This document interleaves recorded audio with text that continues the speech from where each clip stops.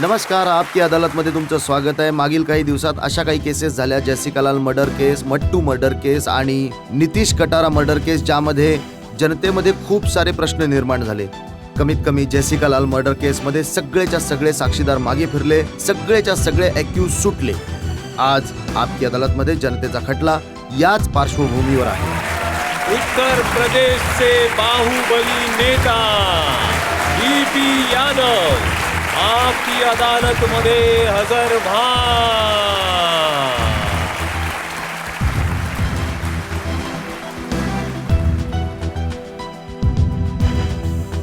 याआधी की आपकी अदालतमध्ये आजचा खटला सुरू करू, आजचे जज TR कक्कड यांची परवानगी घेऊयात आजची कारवाई सुरू करण्यासाठी. अदालतची कारवाई सुरू करण्यात यावी. खटला सुरू होत आहे. आपकी अदालतमध्ये पहिला आरोप DP यादव यांच्यावर. आपकी अदालत मध्ये डीपी यादव यांच्यावर आरोप आहे की हे उत्तर प्रदेश मध्ये दहशत पसरवतात. यादव साहेब, ही गोष्ट खरी आहे का की उत्तर प्रदेशामध्ये, वेस्टर्न UP मध्ये विशेष करून तुमच्या नावाने घाबरतात लोक? हे बघा, DP यादवला कोणीही आपला भाऊ, आपला मित्र तर म्हणू शकतो. संपूर्ण उत्तर प्रदेशाबद्दल मी बोलत नाही, मी देशाबद्दल बोलत आहे आता.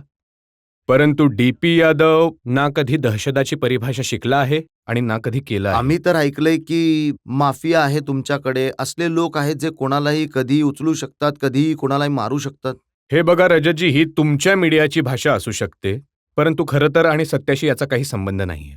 कारण आजपर्यंत कुठलीही अशी एक सुद्धा घटना माझ्या संपूर्ण आयुष्यामध्ये नाहीये की जिथे कोणालाही उचललं गेलं असेल, धमकावलं गेलं असेल, घाबरवलं गेलं पण असेल. यादवजी, हे खरं नाही का की उत्तर प्रदेशातील पोलिसांचा जर रेकॉर्ड पाहिला तर तुमच्या विरोधात मर्डरची केस आहे, डकेतीची केस आहे, किडनॅपिंगची केस आहे, एक्स्टॉर्शनची केस आहे. तुम्ही बघत असता चांगल्या प्रकारे की पोलिसांचा जो भयानक चेहरा आहे, म्हणजेच एका विद्यार्थी आयुष्यामध्ये विद्यार्थ्यांसाठी संघर्ष करणाऱ्या व्यक्तीला किंवा तरुणाला कसे कसे क्रिमिनल केसेस लावून जेलमध्ये पाठवण्याचं काम केलं जातं.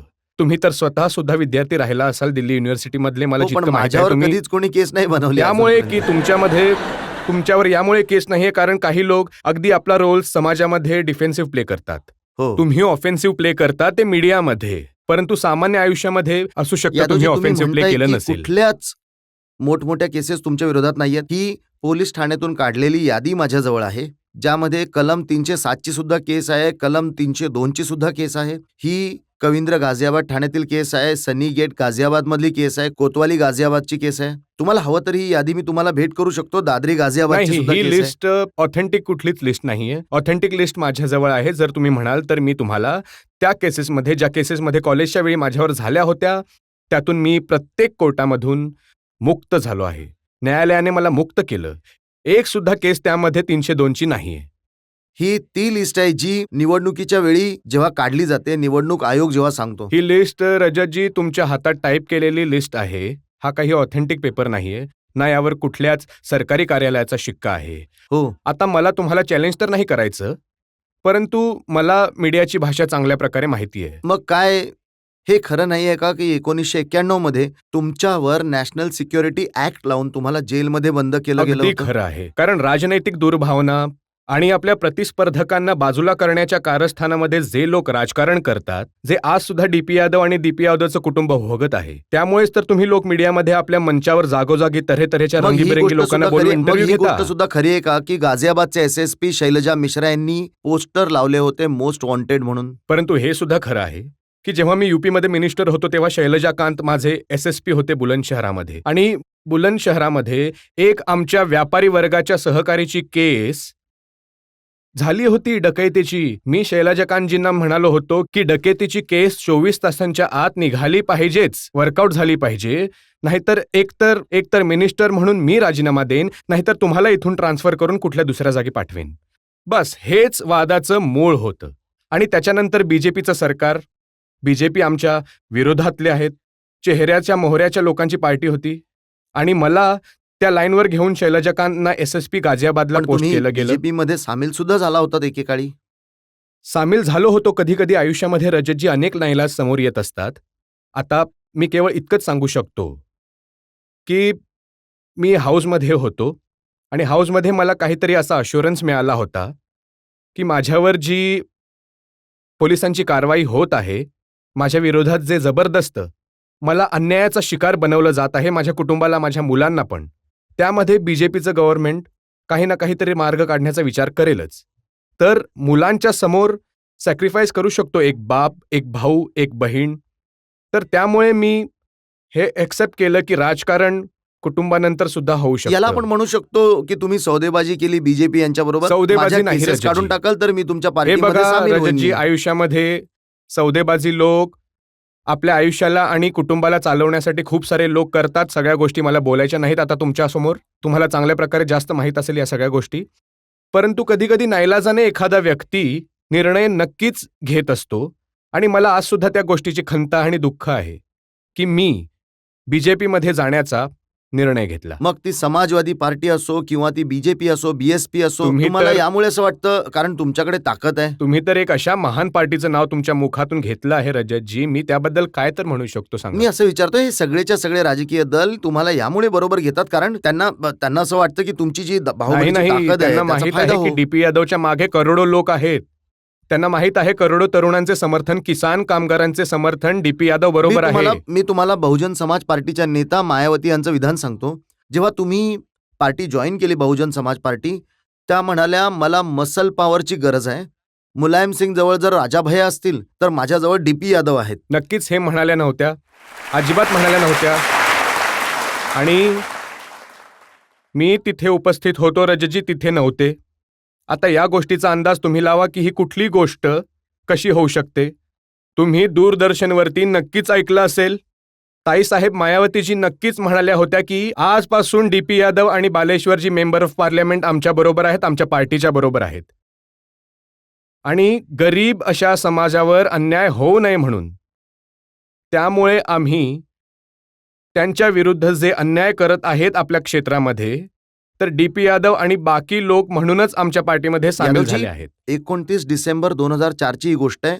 संध्याकाळी 4 वाजता प्रेस कॉन्फरन्समध्ये मायावती म्हणाल्या त्यांना मुलायम सरकारशी सामना करण्यासाठी मसल पॉवरची गरज आहे. मुलायम यांच्याजवळ जर राजाभैया आहेत तर माझ्याजवळ डीपी यादव आहेत. नाही मी काय असं तुमच्या म्हणतोय. मेमरीमध्ये मी असं थोडं म्हण- करेक्शन मी- करतो मी. राजा भैया आता काय आहेत, मिनिस्टर आहेत ना युपी मध्ये.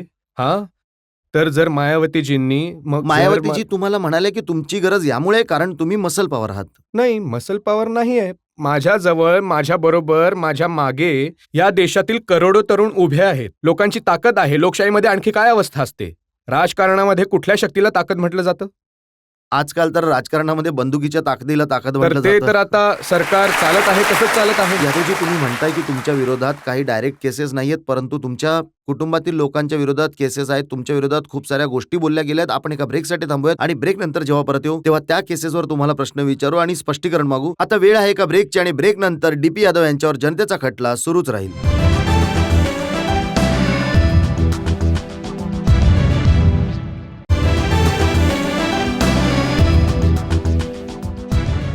आपकी अदालतमध्ये आज आरोपांच्या आणि प्रश्नांच्या घेऱ्यामध्ये आहेत डीपी यादव. आपकी अदालतमध्ये पुढचा आरोप डीपी यादव यांच्यावर. आपकी अदालतमध्ये डीपी यादव यांच्यावर आरोप आहे यांनी आपल्या मुलाला वाचवण्यासाठी साक्षीदारांना प्रभावित केलं. यादवजी मी बोलतोय जेसिकालाल मर्डर केस बद्दल. आजकाल लोकांच्या मनावर डोक्यामध्ये हीच केस चाललेली आहे. 1999 मध्ये 30 एप्रिलला जेसिकालालचा मर्डर झाला होता. तुमचा मुलगा विकास यादव सुद्धा याच केसमध्ये एक अॅक्यूज होता आणि अदालतकडून जेव्हा निर्णय आला तेव्हा सगळेच्या सगळे लोक सुटले. विकास यादवचा त्या केसशी काही संबंध नाहीये. मी तुम्हाला ही इन्फॉर्मेशन माहितीसाठी सांगत आहे. आणि रजतजी, मला दुःख हे आहे की काहीही माहिती नसताना त्या आधारावर ज्या गोष्टी बोलल्या जातात ते त्यांच्या स्वतःच्या हितासाठी तर असू शकतात, परंतु त्याचे परिणाम तुम्ही म्हणताय दूरपर्यंत की विकास यादव लोकांवर या होत असतात. केसमध्ये अॅक्यूज नाहीये. कुठलाच रोल विकास यादवचा नाहीये. केवळ 201 कलम त्याच्यावर लावले गेले की मनु शर्मा त्याला ओळखतो आणि कुठलीच गाडी वगैरे कुठली तरी काढून गेली त्या केसनंतर. हा त्याच्यावर चार्ज आहे जो माननीय हायकोर्टाने दिला आहे. डीपी यादव चार्ज लावणारा कोणीच नाहीये, परंतु रजत शर्मा चार्ज लावणारे असू पण शकतात. FIR मध्ये तर असं लिहिलं गेलं होतं की त्यांनी शेल्टर दिला होता आपल्या घरामध्ये मी बलवंतराय नेत्याच्या ओळखण्याबद्दल घरामध्ये. बोलत आहे. तुम्ही त्याला शेल्टर म्हणू शकता, तुम्ही त्याला हवं ते म्हणू शकता. आणि ओळख पाळख असणं, मैत्री असणं खूप वाईट अशी मोठी गोष्ट नाहीये. मनु शर्मा काही चोर डकेत आणि अशा कुठल्याच कुटुंबातील मुलगा नाहीये. भारताचे राष्ट्रपती जी होते नातेवाईकांमध्ये मनु शर्मा येत होते. नक्कीच माझ्या मैत्री मुलाचा असणं- क्लास फेलो चंडीगडमध्ये होता.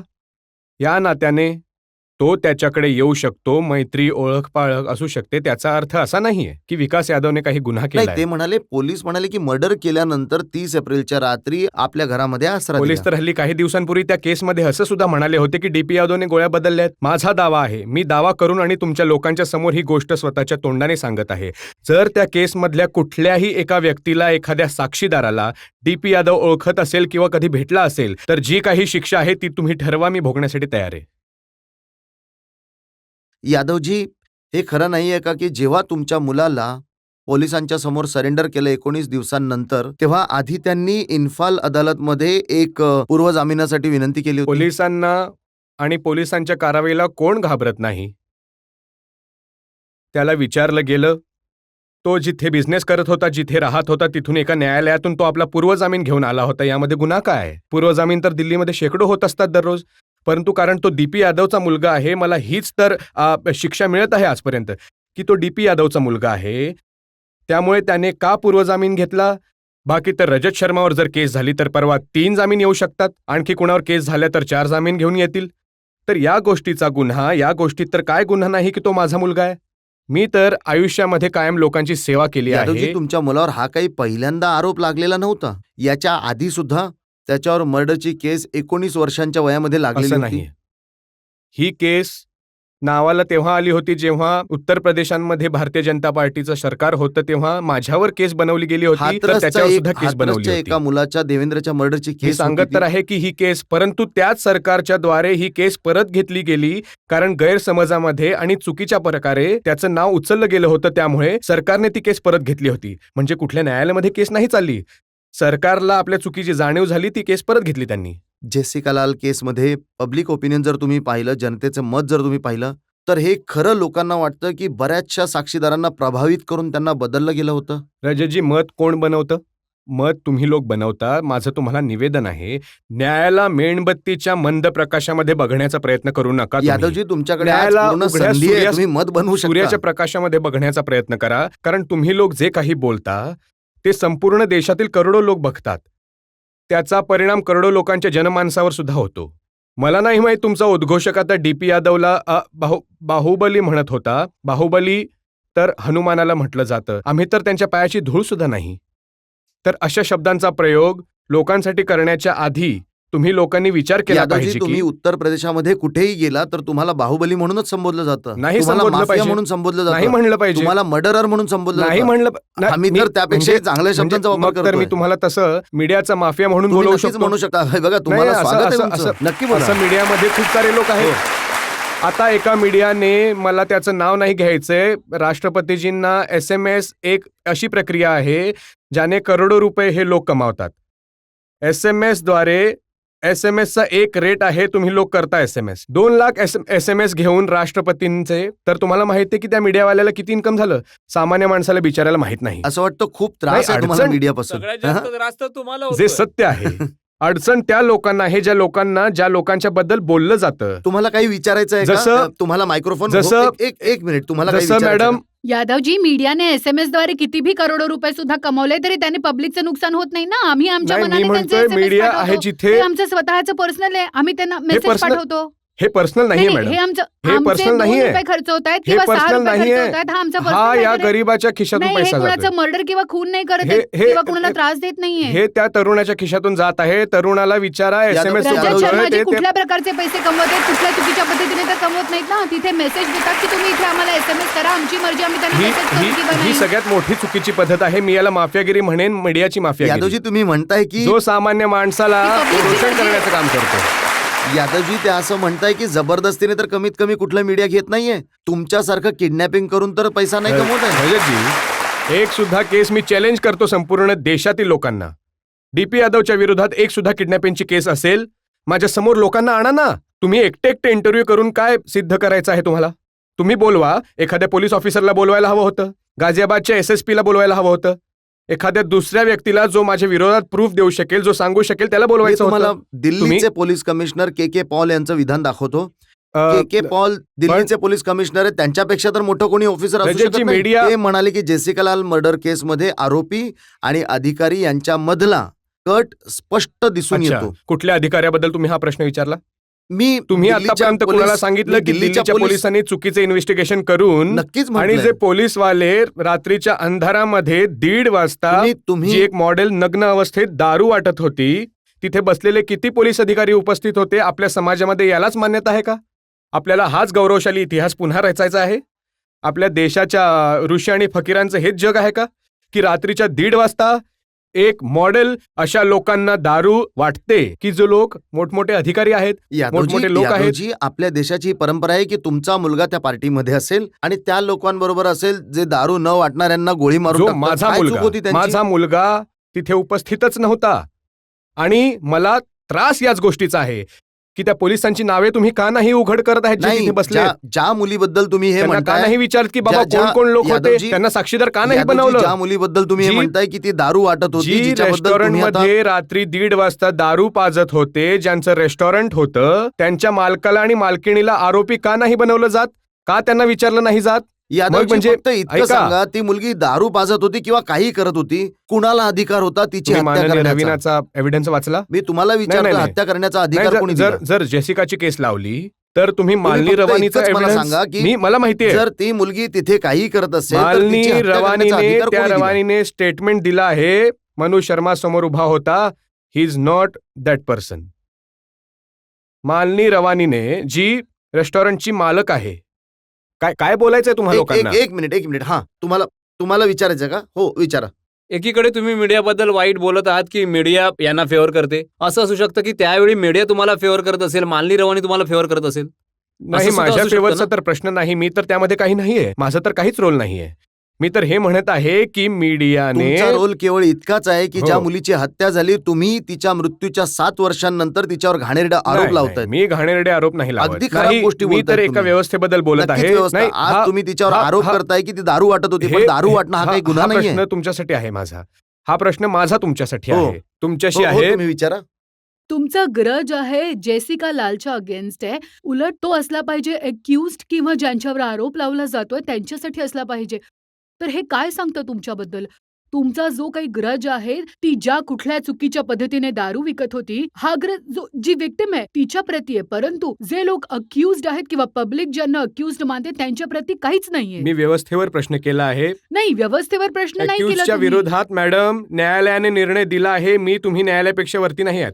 नाही, तुमचे जर तुम्ही म्हणत sentence सुद्धा- आहात जर तुम्ही तुमचं म्हणत एक आहात sentence न्यायालयाच्या सुद्धा वर आहे accused तर against तर नव्हतं. मला काही म्हणायचं नाहीये. Your grudge was against Jessica Lal. Yes? Yadavji, त्यांचा नाही. सरळ सरळ प्रश्न हा आहे की तुम्ही जे काही बोलत आहात, ज्यामुळे असं वाटतंय की तुम्ही त्यांच्याबरोबर उभे नाही, आहात नाही, जे रजतजी, आरोपी मी आहेत, न्यायालयाचा अपमान करू शकत नाही. आणि तुम्ही त्यांच्या विरोधात आहात जे मेलेत. न्यायालयाने निर्णय दिला आहे, मी त्याच्यावर काय बोलू शकतो? आम्ही तर शिफारस कायम त्या लोकांची करतो जे अगदी भक्कमपणे अधिकाऱ्याबद्दलच्या गोष्टी, सैनिकांच्या गोष्टी, शेतकरी आणि कामगारांच्या आता तर गोष्टी तुम्ही समोर त्यांची ठेवण्याचं शिफारस काम करताना करतात. दिसून येतात जे लोक मर्डर करतायत, जे माफियाचे मी असतात. आता चॅलेंज केलं तुम्हाला रजतजी, एक सुद्धा व्यक्ती, एक सुद्धा साक्षीदार जर असं म्हणाला डीपी यादव कधी त्याला भेटला आहे किंवा कधी फोन केला आहे, कधी बोलला आहे, तर शिक्षा मी तर म्हणालो तुम्ही ठरवा, मी भोगण्यासाठी तयारच आहे ना. तर यादवजी, एका ब्रेकसाठी आपण थांबूयात आणि ब्रेक नंतर मी तुम्हाला सांगेन त्या केसबद्दल ज्यामध्ये तुमच्यावर सरळ सरळ आरोप लागलेत. ब्रेक नंतर.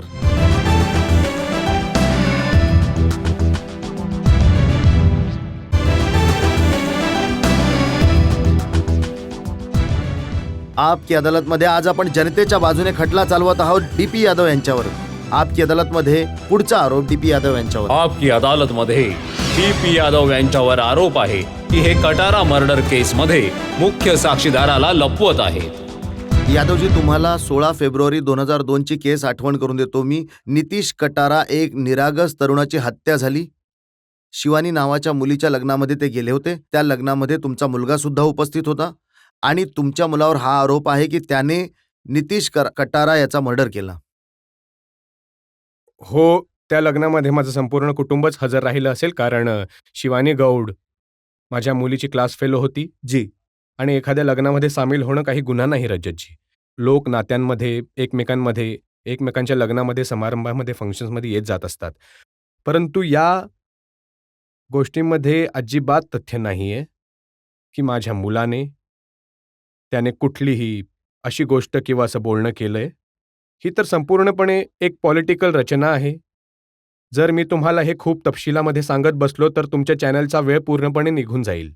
केवळ इतकंच सांगायचं आहे की यावेळी सुद्धा मी आणि माझं कुटुंब एका घाणेरड्या राजकीय कटाचे शिकार झालो आहोत आणि विकास यादवला अगदी त्याच दिवशी अटक केलं गेलं होतं ज्या दिवशी त्याची काउंटिंग होती. निवडणूक लढला होता. असं असू शकतं मी चूक केली असेल आपल्या आयुष्यामध्ये, आपल्या मुलाला मी राजकारणामध्ये घेऊन आलो, परंतु माझा मुलगा एक इंजिनियर मुलगा होता, इंडस्ट्री चालवायचा. त्याला नेमकं त्याच दिवशी अरेस्ट केलं जातं ज्या दिवशी त्याच्या मतांची काउंटिंग असते. हे सामान्य लोकांना, तुम्हा यादवजी, लोकांना नाही गोष्ट माहित. खरी आहे का की त्या लग्नामध्ये तुमची मुलगी उपस्थित होती, तुमचा मुलगा उपस्थित तर होता? मी सांगत तर आहे, माझं ठीक आहे. सगळं कुटुंब हजर आणि होतं. ही गोष्ट सुद्धा खरी पण- आहे का की त्या हां. लग्नामध्ये नितीश कटारा उपस्थित होते? मला नाही माहित, मी ना तिथे होतो. तुम्हाला हे माहित आहे का की तुमची मुलगी भारती यादव नितीश कटारा खूप जवळचे माझ्या मित्र जवळ होते? मीडियाचे डोळे नाहीयेत रजतजी. तुमच्यासारखा मी खूप दूरदृष्टी सुद्धा नाही, महाभारताचा काळ सुद्धा नाहीये की दिव्यदृष्टी संजयची माझ्याजवळ असेल की तुमच्याजवळ असू शकते, मीडियाजवळ असू शकते. तर मी तिथे उपस्थित सुद्धा नव्हतो. हे कसं सांगू शकतं कोण की कोण कोण हजर होतं? मी तुम्हाला दाखवतो कोण कोण उपस्थित होते. माझ्याजवळ हे फोटोज आहेत. हे फोटोज आहेत ज्यामध्ये तुमचा मुलगा आणि तुमचा भाचा विशाल मी दोघेही तर हजर आपल्या आहेत. कुटुंबाबद्दल या आधीच सांगितलं आहे, मी याला कुठे नकार नाही, देत नाही. आहे. आणि ही ती फोटो आहे ज्यामध्ये नितीश आणि तुमची मुलगी काय दोघे वाईट उपस्थित आहे आहेत. यामध्ये? यात काय झालं? एक फोटोग्राफ तर आहे माझा, तुमच्या बरोबर सुद्धा आहे हो, माझा फोटो. तुमची मुलगी आणि नितीश कटारांमध्ये खूप जवळची मैत्री हे होती. बघा, मी अतिशय या गोष्टीबद्दल अनभिज्ञ आहे, मला काहीच नाही माहीत. उलट मी हे सुद्धा म्हणू शकतो की हा सुद्धा एक आरोप आहे, एक एलिगेशन आहे आणि जे सत्यापासून खूप दूरच आहे. यादवजी, ते. तर मी तुम्हाला फोटोज दाखवले तुमची मुलगी आणि एक नितीश गोष्ट यांचे. नक्कीच माहित नाही, आहे. जर तुम्ही नाही, फोटोज एकदा नाही, नजर मी- टाका ना, नजर मी टाका, तुम्हाला मी कदाचित आठवेल फोटोबद्दल काही. बोलतोय हो हो. तुम्हाला. फोटोज तर मी हे सुद्धा बघितलं आहे की नीलम कटारा जसिका लाल इंटरव्ह्यू घेत आहे आणि तुम्ही नितीश कटाराचा डिस्प्लेला केलाय फोटो. मला सगळ्या गोष्टी माहित आहे रजतजी. मी तुम्हाला एक सिंपल गोष्ट विचारतो, मी सरळ मी- गोष्ट मी- विचारतोय. मी- काय मी तुम्ही या फोटोबद्दल गोष्टीला बोलतोय. काय तुम्ही या गोष्टीला नकार देत आहात? हे फोटोज बघितल्यानंतरही तुम्हाला विचारलं कोणाचा फोटो कोणाबरोबर बनवायचा आहे आणि कुठल्या रूपामध्ये तुम्ही मला बनवायचा केवळ आहे. इतकंच सांगा, असे- हे बघून सांगा की हे फोटोज बनावटी असे आहेत का? कम्प्युटरचे तुम्हाला हजारो तुम्हाला हे बघा, एक असे सिंपल expert मिळतीलच. हा निर्णय जनता करेल, अदालत करेल. हो. तुम्ही फक्त हे फोटोज बघून सांगा की हे फोटोज बनवलेले आहेत दुःख का? तर या गोष्टीचं आहे रजतजी, तुम्ही लोक अदालतला निर्णय घ्यायला देताच कुठे? मी तुम्हाला हे विचारतोय की काय हे फोटोज बघून तुम्ही या गोष्टीला आताही नकार द्याल की नितेश आणि भारती यांची मैत्री मी कुठे होती? नकार दिला की हे फोटोज असू शकतात? मी कुठे नकार देतोय की मी तर नाही, तुम्ही तर म्हणत आहात की मी तर कम्प्युटरने बनवले एकतर्फी हो म्हणतोय तुमच्या बोलण्यामध्ये. हो. फोटोज असू शकतात, परंतु ते फोटोज कसे बनले असतील ही एक वेगळी गोष्ट आहे. तुम्ही या फोटोजला बनवलेले म्हणत आहात की नाही? फक्त एवढंच मला सांगा. अच्छा, तुम्ही जे व्यवस्थितपणे. allegations एकदा माझ्यावर बघून मी व्यवस्थित म्हणत सांगा आहे, ना. बघा ना एकदा, काही नाही. जे एलिगेशन माझ्यावर लावले आहेत, हो, माझ्या मुलावर लावले गेले आहेत रजतजी. बोला. हे लावले गेले आहेत की गाझियाबादवरून एका लग्नावरून कुठल्या तरी तरुणाला गाडीमध्ये उचललं गेलं हो, आणि दिल्लीला आणलं गेलं. कुठे? माझ्या घरी. परंतु त्याला परत घेऊन गेले दिल्लीवरून गाझियाबादला, गाझियाबादवरून बुंदलशहरवरून आणि खुर्जा. बुलंदशहरामध्ये हातोड्याने त्याचं मी डोकं म्हणत फोडून त्याची म्हणत हत्या आहे, केली गेली. परंतु पोस्टमॉर्टमचा डॉक्टर काय म्हणत होता रजतजी? ते तुम्ही वाचलंय कधी? तुम्हाला केसचं नवीन स्वरूप माहितीये? यादवजी, तुमच्या केसमध्ये पोस्टमॉर्टमचा डॉक्टर काय रजतजी, म्हणणार आहे कोणी अंदाज हवेमध्ये लावू तुम्ही शकतो? गोष्टी बोलू नका. हवेमध्ये गोष्टी बोलू नका. कारण तुमच्या बोलण्याचा देशाच्या जनतेमध्ये एक मेसेज मी जातो. तुम्हाला एक मुद्द्याची गोष्ट बघा. विचारतो. जर तुम्हाला असं हे बघा, वाटतं, ऐका, जर मी एक गोष्ट आणखी मी- बोलतो. मी तुम्हाला एकच गोष्ट विचारतो तुम्हाला. सगळ्या एकदा मीडियाने ऐकून का तर घ्या. आवाज उठवला? मी तुम्हाला फक्त जर एक मनोज गोष्ट शर्माला विचारतो. शिक्षा झाली असती तर यांना खूप नाही, आनंद आता झाला आपण असता. नितीश कटारा एक केस मिनिट, बद्दल एक मिनिट. बोलतोय. आणि यादवजी, जर मी फक्त आणि तुम्हाला जर एवढंच त्याला विचारतोय, न्यायालयाने काय बरं, तुम्ही सांगा, तुम्ही- काय ह्या संपूर्ण तुम्ही केसमध्ये न्यायालयाला काय समजता? मी तुम्हाला हे नाही विचारतोय नाही, काय? मला जाणून घ्यायचं आहे. हे बघा, मी सुद्धा एक जबाबदार व्यक्ती हो. आहे. असं नाही की नाही, मी पण जे मी रस्त्यावरून तुम्हाला आलोय. विचारतोय ते जरा कृपा मी करून हे सांगा विचारतोय तुम्ही. न्यायालयाला काय मानता तुम्ही? मी तुम्हाला फक्त एवढंच विचारतोय की ही गोष्ट खरी आहे का की भारती यादव या संपूर्ण केसमध्ये एक महत्वाचा साक्षीदार आहे? तुम्हाला रजजी हे माहित नाहीये की भारती यादवला केवळ आमच्या कुटुंबाला बदनाम करण्यासाठी केसच्या 2 महिन्यानंतर साक्षीदार बनवलं. 2 महिन्यानंतर साक्षीदार आहे की एक नाही? मिनिट, साक्षीदार साक्षीदार आहे. आहे? साक्षीदार तर नीरम कटाराचा छोटा मुलगा सुद्धा आहे. अदालतची इच्छा एक आहे. मिनिट. ऐका, मी ऐका, तुम्हाला ऐका, मी एक तुम्हाला जे मिनिट. विचारतोय ते सांगा. काय तुम्ही साक्षीदार बनल्यानंतर भारती यादवला देशाच्या बाहेर पाठवलं का? तुम्हाला माझं बोलणं ऐकायचंच नाहीये. मी तुम्हाला विचारतोय त्याचं उत्तर द्या ना. नितीन कटारा, नीलम कटाराचा लहान भाऊ सुद्धा साक्षीदार आहे. तुम्ही हो. कधी ऐकलं का की त्या साक्षीदाराला बोलवण्याचा प्रयत्न केला गेला? तुम्ही कुठल्या न्यायालयाचा कधी आदेश पाहिला आहे का? तुम्ही कुणाचा आवाज ऐकला का? कुठल्या मीडियावर, कुठल्या टेलिव्हिजनवर, कुठल्या वृत्तपत्रामध्ये की त्या साक्षीदाराला हजर करण्याचं काम केलं गेलं, यादवजी? बोलवलं गेलं वगैरे? नाही केलं गेलं आजपर्यंत. डीपी यादवची मुलगी आहे म्हणून तिचं वॉरंट असू शकतं. रजतजी, आजपर्यंत कुठल्याही विटनेसला मी या तुम्हाला देशामध्ये फक्त वॉरंट हे मिळालं का? विचारतोय, जर तुमची हे बघा, मुलगी काही प्रश्न माझे सुद्धा तर आहेत. तुमच्या प्रश्नांची उत्तरं देण्यासाठी मी आलो आहे. तुमची महिन्यांची तयारी आहे कारण तुमच्या हातामध्ये कागद आहे. डीपी यादव तर असाच निघून आलाय. नाही, डीपी तुमच्या यादव प्रत्येक सुद्धा कागद प्रश्नाचं घेऊन आले. मी मी- ऐकलंय तुमच्या हातामध्ये क्रिमिनल मॅन्युअलचं पुस्तक आहे. मी सीआरपीसी घेऊन आलो आहे. हो, मी तुम्ही एक सुद्धा मी एक संपूर्ण सुशिक्षित तयारीने व्यक्ती आलेले आहात. आहे. त्याच्या हिशोबाने कुठली गोष्ट बोलली गेली तर मी नक्की उत्तर देईन आणि पुराव्याच्या आधारावर देईन. त्यामुळे मी सीआरपीसीला घेऊन आलोय. हे बघा, आता मी मी अशी- तुम्हाला अशी मी कुठली तुम्हाला गोष्ट नाही केवळ आणली. इतकीच मी गोष्ट जे आणले ते हे- व्यवस्थित हे आहे. अदालतचं म्हणणं आहे, कोर्टाचं म्हणणं आहे, भारती यादव एक महत्वाची साक्षीदार आहे नितीश कटाराच्या मर्डर केसमध्ये आणि तुम्ही तिला हिंदुस्थानच्या बाहेर पाठवलंय. कोर्टाने वारंवार बोलवून सुद्धा तुम्ही तिला अदालतमध्ये हजर करत नाही. एखाद्या मुलीला हायर एज्युकेशनसाठी बाहेर जायचं असेल आणि कुटुंबाची पोझिशन तिला पाठवू शकत असेल तर का नाही पाठवलं पाहिजे? पण जर अदालत तिला साक्षीदार म्हणून बोलवत असेल तर बोलवलं सुद्धा पाहिजे तर ना. मी अदालतच्या गोष्टींवर बघा रजतजी, केस जेव्हा पेंडिंग तुम्ही असते. फिरवू नका, नाही, फक्त ऐका तुम्ही. सांगा नाही, काय नाही, ते. हो. तुम्ही बोलू शकता. मी अदालतवर प्रश्नचिन्ह कसे निर्माण करू? तर आम्ही अदालत आणि कायदा मानणारे लोक आहोत आणि तुम्ही त्याच्यावर निर्णय देणारे लोक आहात. तर आम्ही कसं सांगू या गोष्टीबद्दल? आम्ही तर तुम्हाला अदालत विचारतोय, जे काही तुम्ही- करेल आम्ही त्याचं स्वागत करू. अदालत जे काही बोलते, परंतु अदालतच्या वरती जाऊन आम्ही काय आमचा निर्णय नाही पण देऊ शकत. नाही, अदालतमध्ये पण आमच्याकडे ती अदालतमध्ये power जेव्हा नाहीये. असं म्हटलं गेलं की भारती यादवला साक्षीदार म्हणून हजर केलं जावं, तर का अडखळत आहात तुम्ही? मी म्हणत आहे की जर तिथून भारतीने आपल्या अंकलद्वारे ही रिक्वेस्ट अदालतला केली की व्हिडिओ कॉन्फरन्सिंगद्वारे मला जे विचारायचं असेल ते विचारावं, तर काय गुन्हा केला? आजकाल तर जगामध्ये खूप साऱ्या अशा व्यवस्था आहेत. इवन देन मी आणि तुम्ही जेव्हा आता ही चर्चा करत आहोत, जर आपण पब्लिकच्या समोर उभे असतो, देशाचे करोडो लोक हे इतक्या चांगल्या प्रकारे कदाचित बघू शकले नसते जितक्या चांगल्या प्रकारे तुमचा सुंदर चेहरा दिसत असेल आता त्यांना आणि मी दिसत असेल त्यांना. परंतु अशी मीडिया आहे आजच्या जगामध्ये, अशी व्यवस्था आहे. हे बघा की- डीपी यादवजी, गैरसमज होतोय तुमचा. हे मीडियाचं काम नाहीये, हा तर अदालतचा हो, आदेश आहे की अदालत- भारती यादवला साक्षीदार म्हणून हजर अदालतलाच करण्यात यावं request आणि केली. यापासून तुम्ही वाचत ही आहात. अदालतलाच रिक्वेस्ट केली होती. परंतु मला अडचण या गोष्टीची आहे सर, की अन्यायाचे शिकार आम्ही होत आहोत. न्याय आम्हाला मिळत नाहीये. 4 वर्षांपासून माझा मुलगा जेलमध्ये आहे. रजतजी, एक मुलगा जो कुटुंबाला रोजची भाकरी कमावून देत असेल, इंडस्ट्री चालवत असेल, इंजिनियर असेल, तो 4 वर्षांपासून जर जेलमध्ये असेल तर ज्याचा मुलगा असेल त्यालाच समजत असेल की त्रास काय आहे. कुणाचा दुसऱ्याला मुलगा जर माहित नाही. मर्डर परंतु केसमध्ये तुम्ही- जेलमध्ये असेल तर त्याला त्रास परंतु होणार. तुम्ही खुलेआम एक तर व्यवस्था अशी आहे की दुर्लक्षित करून कोणी पाहिलं नाही, त्याच्या विरोधात काही साक्ष नाही आणि त्याला तुम्ही गुन्हेगार बनवून सादर करत आहात आणि असा प्रयत्न करत आहात की त्याला शिक्षा मिळावी. आणि दुसरीकडे एक अशी व्यक्ती ज्याच्याबद्दल कुणालाच माहीत नाही की काय झालं, कसं झालं, कधी झालं, का झालं, त्याच्याच निर्णयावर तुम्ही तुमचा जोर पूर्ण तुमचा लावला मुलगा आहे. दोषी आहे. आणि तुम्ही तुमच्या मुलाला एक पाठीशी मिनिट. घालताय. हो, मी तुम्हाला संधी मला देतो. माझं म्हणणं हो, मांडू हो. द्या.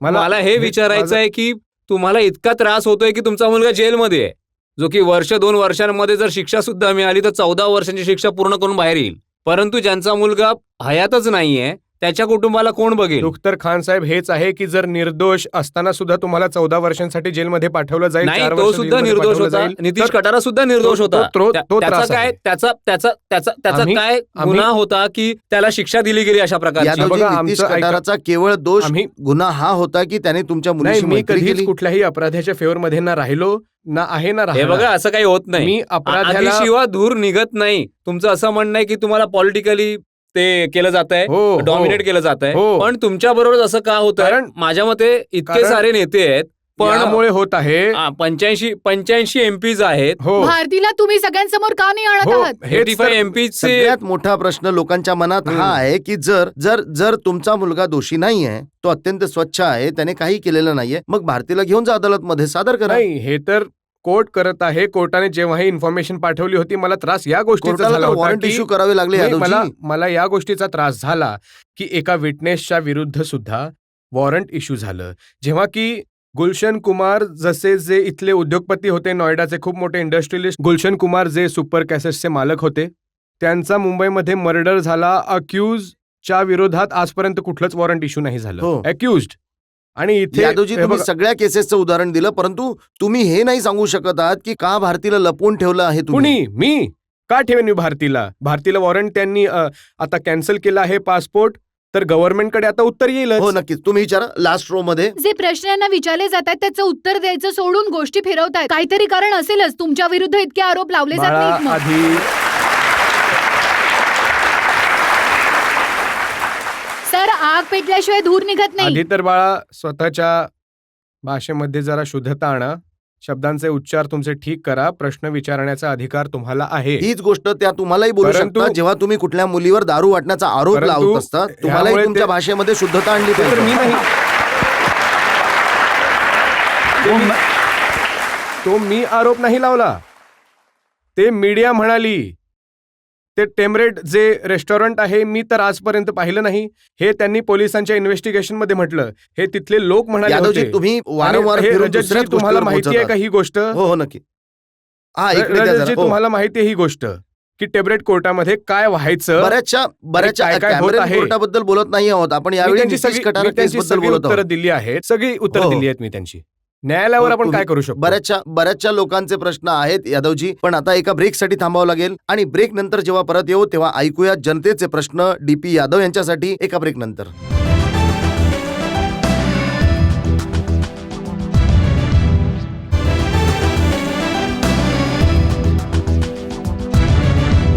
आपकी अदालतमध्ये आज आपण जनतेच्या बाजूने खटला चालवत आहोत DP यादव यांच्यावर. ते DP यादव ज्यांचा मुलगा विकास यादव जेसिका लाल मर्डर केसमध्ये अक्युज्ड आहे. यांचा मुलगा विकास यादव नितीश कटाराच्या मर्डरचा अक्युज्ड आहे. त्यामुळे जनतेच्या मनामध्ये खूप राग आहे, नाराजी आहे, बरेचसे प्रश्न आहेत. या भागामध्ये आपण ऐकूया जनतेचे प्रश्न DP यादव यांना.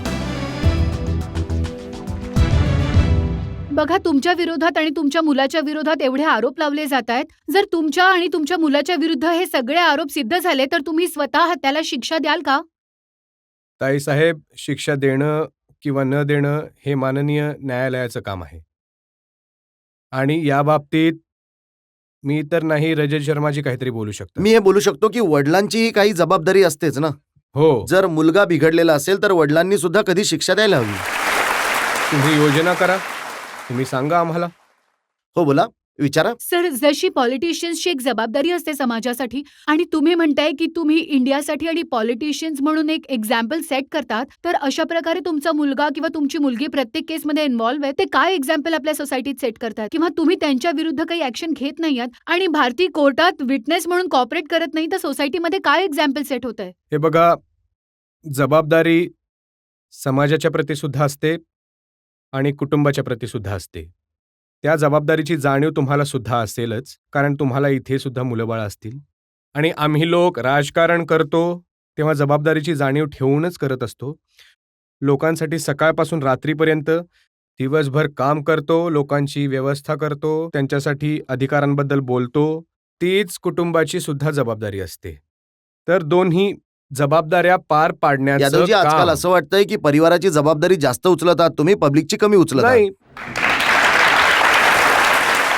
मी हे विचारतोय की काय अदालतचा आदेश असताना सुद्धा हं. तुम्ही तुमच्या मुलीला एक एव्हिडन्स म्हणून, साक्षीदार म्हणून सादर करण्यासाठी तुम्ही का मी हे संकोच म्हणत आहे करत की आहात? अदालतच्या कारवाईमध्ये मी कशी बाधा बनवू शकतो? त्यांनी वॉरंट बनवला आहे, त्यांनी पासपोर्ट कॅन्सल केला आहे, तर आम्ही कसं त्याच्यामध्ये बाधक आम्हाला बनू? तर- मी तर काही अर्ज नाही दिला की असे विरुद्ध काय वॉरंट कॅन्सल करावं. मग मला दुःख नक्कीच झालं आहे सगळ्या लोकांना की असं वाटतं माझ्या बरोबर, माझ्या कुटुंबाच्या बरोबर न्याय माझं हे केवळ बघा. न्यायाचा अधिकार जर तुम्हाला आहे तर मला सुद्धा आहे.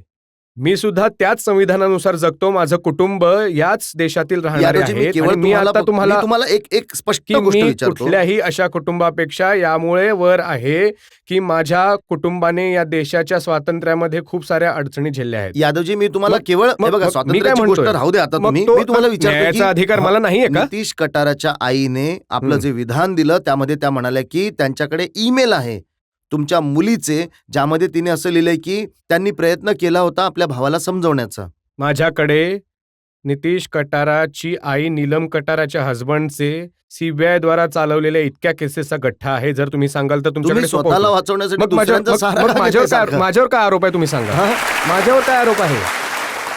मी तर एकदम तसाच हो. आहे जसे रजत शर्मा आहे बरेचसे तसा लोक- डीपी माझा यादव. तुम्हाला एक विचारा. प्रश्न आहे. तुम्ही जेसिका लाल बद्दल बोलता की ती मध्यरात्री नग्नावस्थेत एका बिअर बार मध्ये दारू पाजत होती. असू शकतं की तिचाही काहीतरी नाईलाज असेल. तुम्ही तो समजून घेण्यापेक्षा तिचं नाव सुद्धा खराब केलं. मी नाकारत नाहीये. मी तर एका व्यवस्थेबद्दल बोललो आहे. माझं जशिका लालशी काही वैर नाहीये बिचारीशी.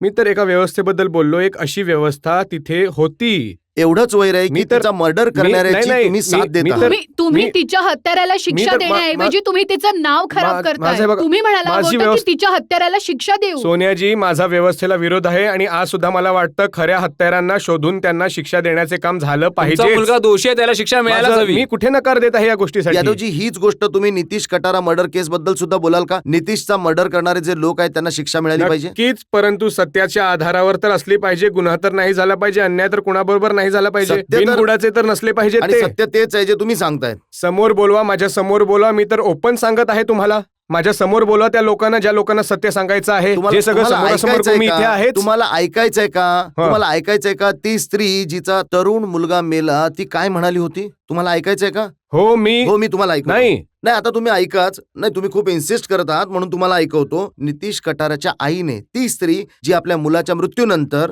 क्षणोक्षणी फक्त तुमच्याशी लढते, ती काय बोलते तुमच्याबद्दल हे जरा हे ऐका. बघा, ज्या गोष्टी अदालतमध्ये आहेत त्या तुम्ही ऐकू शकता, तुम्ही बोलू सुद्धा शकता. हो. मी तर बोललो आहे, तुम्ही तुम्ही अदालतच्या एक वर मिनिट आहात. ऐकून घ्या, तुम्ही ऐकून तर वर घ्या. आहात तुम्ही अदालतच्या. ऐकून तर घ्या नाही का? ऐकताय? साक्षीदार आले नाहीत, ते यायला हवे होते. आणि जे साक्षीदार आले होते, नितीशचे मित्रही आले होते, त्यांनी सुद्धा संपूर्णपणे काही सांगितलं नाही. कारण तिथे फोटोग्राफ्स होते आणि ते तिथे होते आणि ते सगळे चांगले मित्र होते त्याचे. तरी सुद्धा ते जितकी चांगली साक्ष देऊ शकत होते ते नाही देऊ शकले. कारण साक्ष देताना मी सुद्धा तिथे देत होते. कमीत कमी 15 ते 20 लोक तिथे उभे होते. म्हटलं मला हे बघा, जरा ऑक्सिजन मिळू दे, आता तुम्ही सांगा. बसा. तुम्ही विचार करा, कॉलेजमधून बाहेर पडलेल्या मुलांना किती अवघड असेल हे सगळं. अशा प्रकारे इतके सगळे लोक त्यांना इंटिमिडेट करतायत सगळ्यांसमोर. आता रजतजी, साक्ष आता देत बघा तुम्ही असताना ऐका. साक्षीदारांना घाबरवण्याचं काम तुम्ही लोक नाही करत होता. रजतजी, कधीच असा नुसता आरोप हा केवळ तुमच्या डोक्यातील एक गोष्ट आहे. माझ्या आणि डोक्यातील ही- नाहीये, आणि हे ही- तर आणि स्वतः ही साक्षीदार केवळ गोष्ट सांगतायत ना आहे. की यामध्ये याच्यामध्ये तर यामध्ये अच्छा यादवजी आज ज्या बघा, ज्या स्त्रीचा मुलगा आज मेलाय, आजपर्यंत एक सुद्धा फोटोग्राफ, एक सुद्धा मीडियावाला म्हणू शकतो का की डीपी यादव कधी न्यायालयात गेला आहे जे तुम्ही म्हणताय?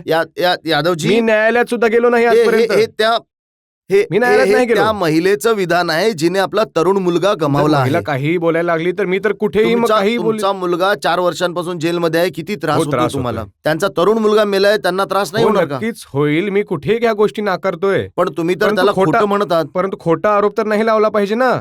तुम्ही तर लोकांवर आपला निर्णय अशा प्रकारे ठेवत नाही, असता. मी तर काहीच निर्णय रजतजी, घेतला नाहीये. मी तर फक्त सांगतोय आता मी तुम्हाला त्या 4 काय म्हणाल्या होत्या. दिवसांपूर्वी- तुम्ही विचारा इकडे. हो, यादवजी, मला तुम्हाला हे सांगायचंय की तुम्ही पुन्हा पुन्हा हेच म्हणताय की आणा तुम्ही त्यांना माझ्या समोर घेऊन या. तसं तर मला तुम्हाला हे सांगताना खूप भीती वाटते की तुम्ही मला सुद्धा किडनॅप तर नाही करणार ना. नाही, मला खरंच खूप भीती वाटतेय. जर माझ्यासारख्या मुलीला इथे तुमच्या समोर भीती वाटत असेल तर विचार करा, जो तुमच्यापासून प्रसारित आहे तो तुमचा कसा काय सामना करू शकतो. त्या लोकांचं सुद्धा हेच म्हणणं आहे, ते आम्हाला किडनॅप करतील. त्या तुम्हाला- लोकांचं म्हणणं आहे ते तुमचा सामना करू शकत नाही, तुम्हाला घाबरतात. तुम्हाला मी बहीण मुलीप्रमाणे बघतोय आणि काय रजतजींनी बोलवलंय तुम्हाला? नाही, मला रजतजींनी नाही माझ्या विचाराने बोलवलं. असं मी एक वाटतंय मला स्टुडंट आहे. की रजतनी तुम्हाला बोलवलंय. रजत, यादवजी, तरी आम्ही- सुद्धा मला सांगायचं आहे तुम्हाला की तुम्हाला जाणवत नसेल पण मी थरथरते तुमच्याशी यादवजी, बोलताना. मला- जर तुम्ही सामान्य जनतेशी ऐका. भिडाल तर मोठी किंमत मोजावी लागेल नाही, मी तुम्हाला. कधीच भिडत नाही. या this lady here in the last आणि मी तुम्हाला सांगतो, मी तर पब्लिकचा माणूस आहे. मी तर इथलाच आहे. तुम्हाला मी हे तर सांगतो, सत्य सांगण्याचा प्रयत्न करत आहे. तुम्ही खरं तर सत्य सांगण्यापासून बचाव करताय. रजतजी, विश्वास ठेवा तुम्ही. मला आनंद होईल जर तुम्ही पुन्हा मला बोलवलं, तिसऱ्यांदा मला बोलवलं. मला त्रास या गोष्टीचा आहे की मीडिया मला कधी बोलवतच नाही. एकाच पक्षाचं म्हणणं सांगत असते. आज पहिल्यांदा मी या 4 वर्षांनंतर 5 वर्षांनंतर मी रजतजींच्या समोर आहे. आणि या केसमध्ये कमीत कमी 10 इंटरव्ह्यू रजतजी आतापर्यंत घेतले आहेत. एकट्या रजतजींबद्दल बोलत नाहीये, समोर आहेत म्हणून मी बोललो आता. दुसरे चॅनल्स तर असे आहेत ज्यांनी कधी डीपी यादवला फोन सुद्धा नाही केला की तुम्ही तुमचा पक्ष सुद्धा सांगा. पण यादवजी, तुम्हाला इथे बोलवलं त्यासाठी तुम्ही एकदा धन्यवाद सुद्धा नाही म्हणाला. धन्यवाद. कमाल आहे.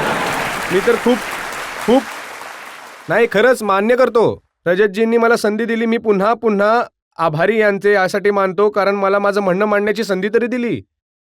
आम्हाला तर हो. मला तर या पद्धतीने पण तुम्ही तुम्ही संपूर्ण ताकद केवळ हे सिद्ध करण्यात लावले जसं तुम्हाला इथे बोलून चूक केली आम्ही. नाही नाही नाही, चूक नाही, तुम्ही चांगलंच केलं आहे. कारण माझं म्हणणं पब्लिक हो, पर्यंत हो, हो. पोहोचवण्याचं काम तुम्ही केलं आहे. धन्यवाद रजत शर्माजींचं, कमीत कमी त्यांनी मला बोलवलं तरी. हो, एक एक करून. हो हो, तुम्ही लास्ट रो मध्ये. तुम्हाला हो सुद्धा माहितीये, भलेही तुम्ही त्याला डिनाय कराल, तुम्हाला सुद्धा माहितीये की तुमचा मुलगा नितेश कटारा केसमध्ये आणि जेसिका लाल मर्डर केसमध्ये इन्व्हॉल्व आहे. माझा प्रश्न हा आहे की भारती जी तुमची मुलगी इंग्लंडमध्ये आहे तिथून सुद्धा आता ती गायब झालीये. तुम्ही तिला परत बोलवण्याची काही अरेंजमेंट करताय की नाही?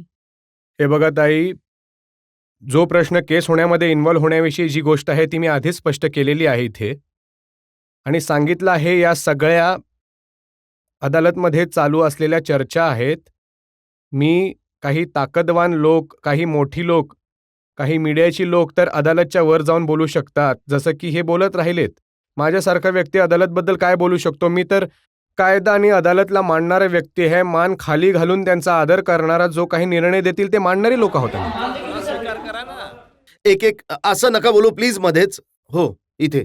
हो सर, आता तुम्ही म्हणालात सर की तुम्ही सत्यासाठी तुमचा जीव सुद्धा देऊ शकता आणि आता थोड्या वेळापूर्वी तुम्ही म्हणत होतात की आपल्या कुटुंबासाठी तुम्ही त्याग सुद्धा केला आहे. तर मग आमचा विश्वास कसा बसेल की तुम्ही सत्यासाठी आपला जीव सुद्धा देऊ तर शकता? कुटुंबाचं नाही, कुटुंबाची गोष्ट काय खरी असू शकत नाही का? तुमचं कुटुंब काहीतरी आहे तर तुम्ही त्याला खोटं म्हणाल का? तुम्ही म्हणालात की माणसाच्या काही रिस्पॉन्सिबिलिटी फॅमिलीसाठी असतात आणि समाजासाठीही असतात. मग तुम्हाला नाही वाटत की हा समाज, जी जनता तुम्हाला निवडून पाठवते, आपल्या प्रतिनिधी म्हणून पाठवते, तर तुमची रिस्पॉन्सिबिलिटी समाजासाठी जास्त आहे तुमच्या फॅमिलीपेक्षाही? आणि सेकंड हे की तुम्ही म्हणत आहात की तुम्ही अदालतची खूप रिस्पेक्ट करताय, मग अदालतला तुमच्या मुलीसाठी वॉरंट काढावं लागतंय का नाही ती? आणि तिसरं हे की तुम्ही मीडियावर वारंवार आरोप लावताय की मीडिया हवं त्यांना देव बनवते आणि हवं त्यांना, तर तुम्हाला देव का नाही बनवलं मीडियाने? तुम्ही असं काय बिघडवलं मीडियाचं की मीडिया तुमच्या मागे लागली आणि इतक्या हो वाईट हो हो प्रकारे? हो. त्याचे काही सडन रिझन्स आहेत. त्या गोष्टी मला इथे सांगायच्या नाहीत रजतजींच्या समोर. तसं रजतजींवर हे काही एलिगेशन्स नाही आहेत, परंतु मीडियाच्या मागे, मीडियाच्या पाठीशी किती मोठे ताकदवान लोक उभे असतात, कदाचित तुम्हाला या गोष्टीचा अंदाज नाहीये. यादवजी, मी तुम्हाला आणि मी एक मिनिट. आणि यादवजी, मला तुम्हाला हे सांगायचं आहे की जर माझ्या मागे, इंडिया तुमच्या टीव्हीच्या मागे मागे नाही. जर कोणी नाही, असेल नाही, तर नाही, ही तुमच्या जनता आहे, आणखी कोणी नाही. मी तर म्हणालो नाही तुमचं नाव घेऊन. तर माझ्यावर कुठलीच केस नाहीये रजतजी आजच्या तारखेला. डीपी यादवजी, आम्ही तुम्हाला संपूर्ण संधी दिली तुमच्या प्रश्नांची उत्तरं देण्यासाठी. जनतेचे प्रश्न होते, जनतेच्या प्रश्नांची उत्तरं दिली. आपण एका ब्रेकसाठी थांबूयात आणि ब्रेक नंतर ऐकूयात आजचे जज TR कक्कड यांचा निर्णय.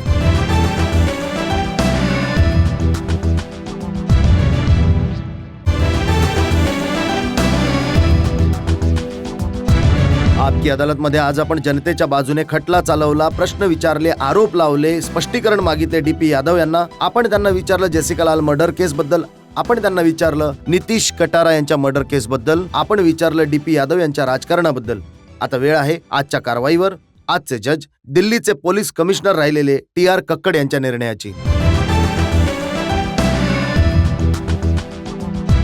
DP यादवजींनी आपल्यावरील गंभीर आरोपांमधून वाचण्यासाठी एकतर आपल्या विरोधी राजकीय नेत्यांना एका तऱ्हेने दोषी ठरवलं आणि मीडियाला दोषी ठरवलं, वाचण्याचा पूर्ण प्रयत्न केलाय.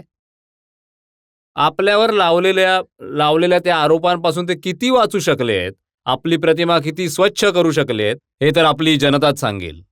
पण मला केवळ इथे बसून इतकंच सांगायचं आहे की कायद्यापासून तुम्ही किती वाचत राहिलात. आम्ही आणि तुम्ही एक दिवस कायदा आपल्याला नक्कीच अद्दल घडवतो, पकडतो आपल्याला.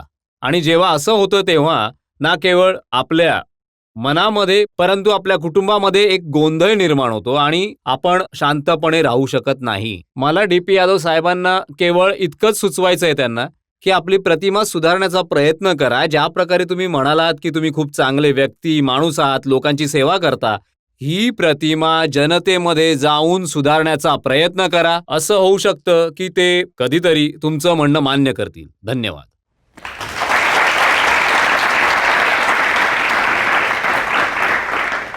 आपण जनतेच्या बाजूने DP यादव यांच्यावर खटला चालवला कारण त्यांना तक्रार होती मीडियाशी, त्यांना स्पष्टीकरणाची संधी मिळत नाही. आज आरोप लावले, त्यांना स्पष्टीकरण देण्याची पूर्ण संधी दिली. कोण किती पाण्यात आहे, खरं काय आहे, खोटं काय आहे, याचा निर्णय तुम्हाला म्हणजेच जनतेला घ्यायचा आहे. आपकी अदालतमध्ये पुढच्या आठवड्यात पुन्हा भेटूयात एका नवीन व्यक्तिमत्वासह एका नवीन खटला घेऊन. तोपर्यंत नमस्कार.